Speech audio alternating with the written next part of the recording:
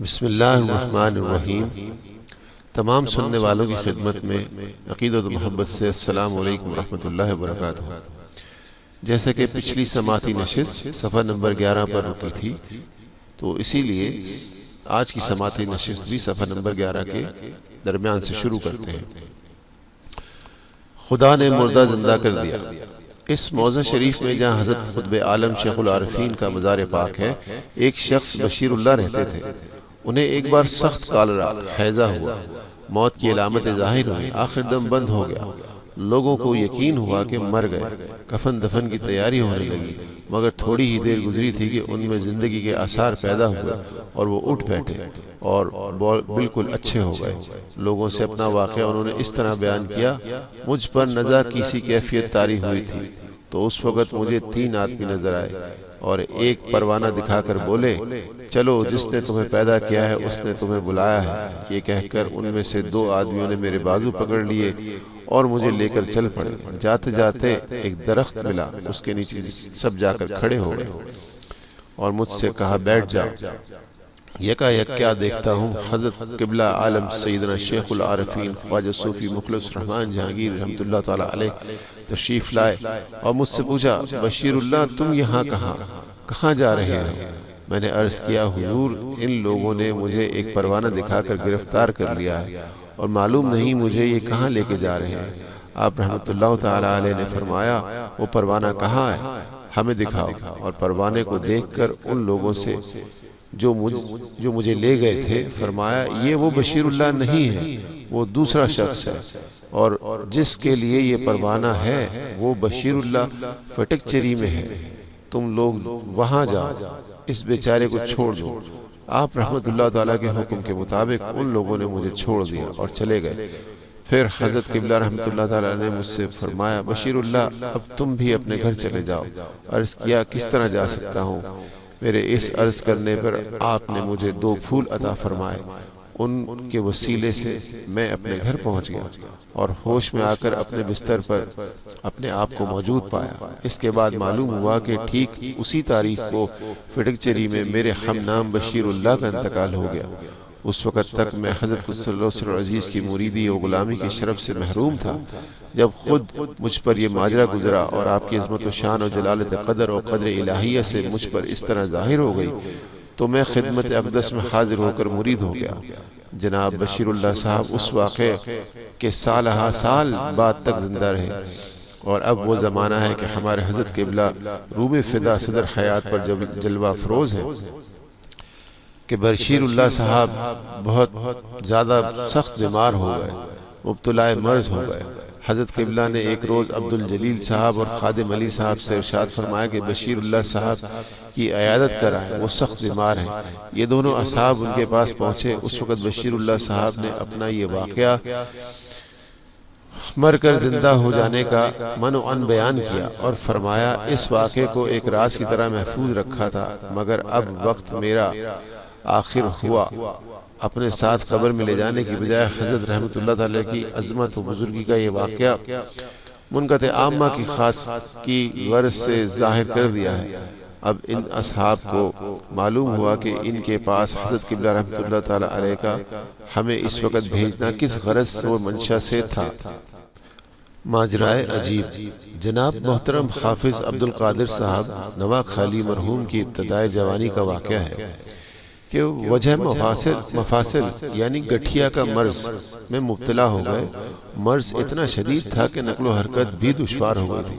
بستر سے بنا سہارے کے اٹھ بھی نہ سکتے تھے۔ ہر قسم کا علاج ہوتا رہا، کسی سے نفع نہ ہوا، شفا نہ ملی۔ گھر کے چھوٹے بڑے سب نہایت پریشان تھے۔ ایک روز کا واقعہ ہے کہ ایک بزرگ مسافرانہ انداز میں سن رسیدہ سفید ریش نورانی صورت تشریف لائے اور فرمایا، مسافر ہوں، ایک رات ٹھہرنے کے لیے بندوبست کر دیا جائے۔ انتظام کر دیا گیا۔ جب ان بزرگ نے دیکھا اس گھر کے چھوٹے بڑے سب نہایت پریشانی کی حالت میں ہیں، تو اس کی وجہ دریافت کی۔ عرض کیا گیا کہ صاحب خانہ کا فرزند نوجوان سخت بیمار ہے، کسی علاج سے فائدہ نہیں ہوا، اس لیے گھر بھر پریشان اور مایوس ہے۔ انہوں نے اظہار ہمدردی فرمایا اور خواہش کی کہ لڑکے کو مجھے دکھایا جائے، چنانچہ پردہ کر کے مریض کا ملاحظہ کرا دیا گیا۔ انہوں نے فرمایا یہ لڑکا اگر مرزا خیل چاٹگام میں بڑے مولانا صاحب کے پاس پہنچ جائے تو یقیناً انشاءاللہ صحت یاب ہو جائے گا، اور بہت سی تسلی و تشفی فرمائی۔ حافظ صاحب قبلہ فرماتے تھے کہ میری حالت ہرگز اس قابل نہ تھی کہ سفر کر سکتا، لیکن دل میں اسی وقت سے نیت کر لی تھی کہ اللہ نے مجھے سفر کے قابل کر دیا تو ضرور وہاں حاضری دوں گا۔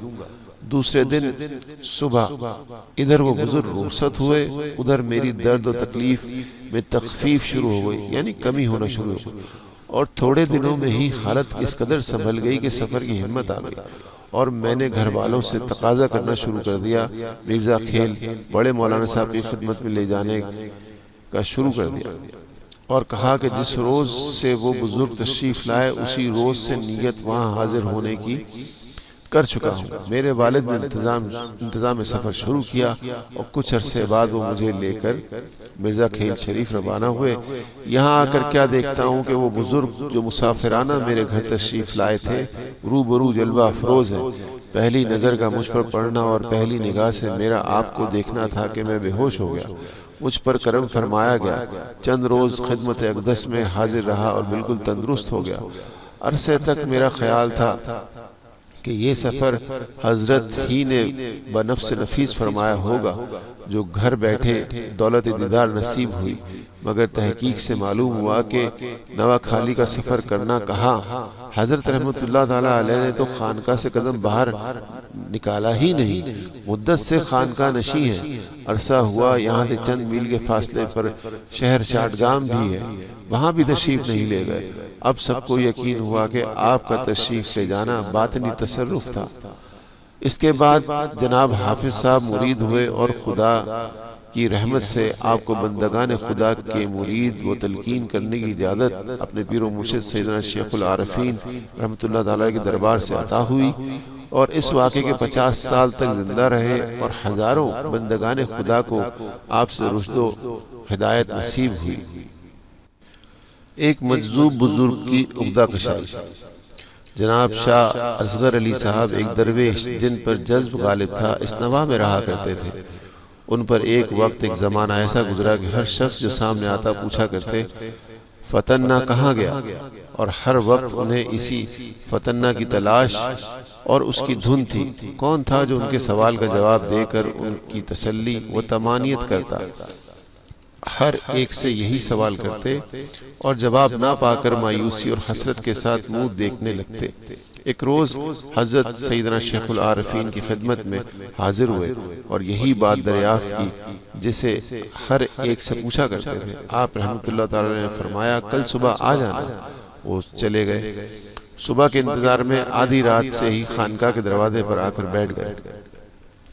حضرت قبلہ رحمت اللہ تعالی علیہ نے نماز فجر کے بعد ان سے ملاقات فرمائی اور ارشاد فرمایا کہ تمہیں روحانیت حضرت غوث الثقلین رضی اللہ تعالی عنہ سے آیت پاک انا فتحنا لکا فتح مبینہ تعلیم فرمائی گئی تھی، جسے جذب کی حرارت اور دماغ کے گرم ہو جانے کی وجہ سے تم یاد نہ رکھ سکے۔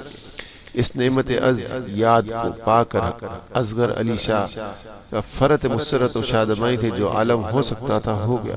بھولی ہوئی اور کھوئی ہوئی اپنی چیز حضرت رحمت اللہ تعالی علیہ کی بدولت انہیں نصیب ہوئی، اور اس کے بعد جذب کی بجائے ان کی حالت میں سکون اور سلوک پیدا ہوا، اور حضرت سیدنا شیخ العارفین کی خدمت میں اکثر حاضر ہوتے اور آپ کی تعلیم فرماتے۔ تعلیم اویسیہ۔ ہمارے حضرت قبلہ رحمت اللہ تعالی نے ارشاد فرمایا طریقہ اویسیہ میں سالک کی تعلیم ارواح مقدسہ سے ہوتی ہے، یعنی اس طریقے میں بھی پیر اور رہبر ہے۔ آج کی سماعتی نشست یہیں پر صفحہ نمبر 13 پر اختتام ہوتی ہے۔ انشاءاللہ تعالی العظیم اگلی سماعتی نشست صفحہ نمبر 13 کے درمیان سے شروع کریں گے۔ السلام علیکم ورحمۃ اللہ وبرکاتہ۔